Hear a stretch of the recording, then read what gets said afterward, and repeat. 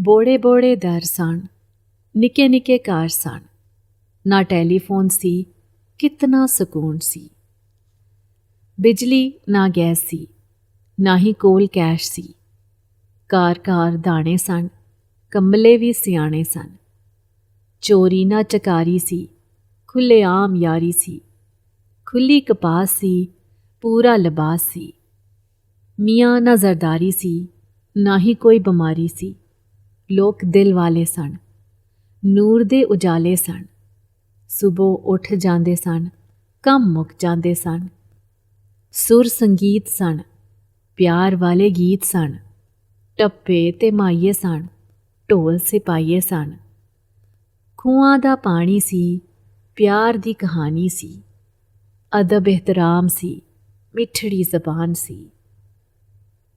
ਬੋੜ ਦੀਆਂ ਛਾਵਾਂ ਸਨ, ਆਪਣੀਆਂ ਮਾਵਾਂ ਸਨ।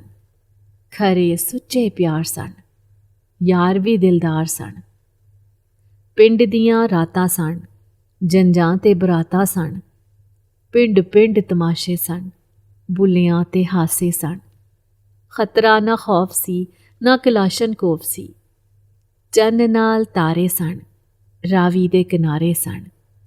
ਵਗਦਾ ਚਨਾਬ ਸੀ, ਹਰ ਕਿਲਾ ਸੈਰਾਬ ਸੀ।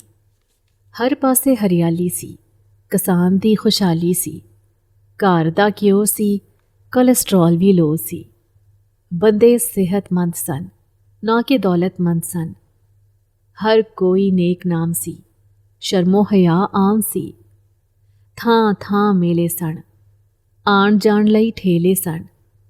ਕਰਨੈਲ ਸਨ, ਜਰਨੈਲ ਸਨ, ਨਾ ਦਿਲਾਂ ਵਿੱਚ ਮੈਲ ਸਨ। ਸਾਦਗੀ ਦਾ ਦੌਰ ਸੀ, ਨਿੱਕਾ ਜਿਹਾ ਲਾਹੌਰ ਸੀ। ਪਾਣੀ ਵਾਲੇ ਘੜੇ ਸਨ, ਰੇਤ ਵਾਲੇ ਥੜੇ ਸਨ। ਘੜਿਆਂ ਤੇ ਤਾਸ ਸੀ, ਮਿਟ ਜਾਂਦੀ ਪਿਆਸ ਸੀ। ਛੱਤ ਉੱਤੇ ਸੌਂਦੇ ਸਨ, ਦੁੱਖ ਸੁੱਖ ਹੋਂਦੇ ਸਨ। ਜੰਗਲ ਤੇ ਬੇਲੇ ਸਨ, ਕਿੱਡੇ ਚੰਗੇ ਵੇਲੇ ਸਨ। ਤਰਾਂ ਤੇ ਖੀਰੇ ਸਨ, ਲੋਕੀ ਵੀ ਹੀਰੇ ਸਨ।